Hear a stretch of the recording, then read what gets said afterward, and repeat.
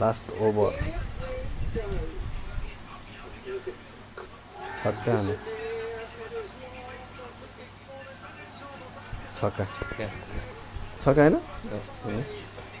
साला त्यसमा पनि हान्यो हान्देला खतरा हान्ने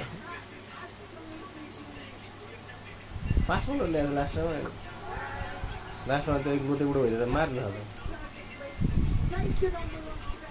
झन्डै त्यो पनि रोकिरहेको रहेछ हाँसे बुढो एक रन होइन अब लकेस बाम अस्तिको ओपनर ब्याट्सम्यान हो यिनीहरू अहिले स्ट्राइक त्यसको लागि चेन्ज गरिदिए जस्तो लाग्यो उयो बिग डाइमबाट टी10मा त तहल्का हाने नि फेरि यसले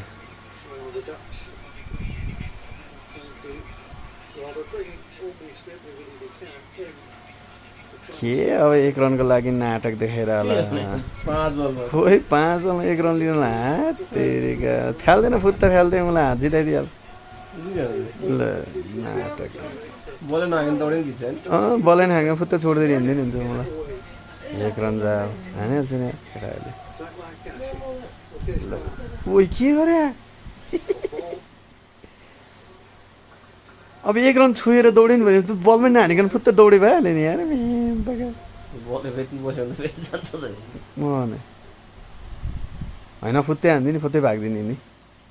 ल ओइ के गरे यो लोकेश बाम भलै छुँदैन थियो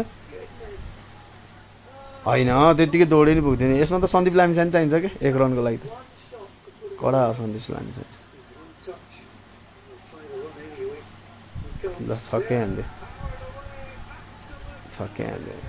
जित्यो ल हो यतिको हुनु पऱ्यो नि लाइन केटाहरू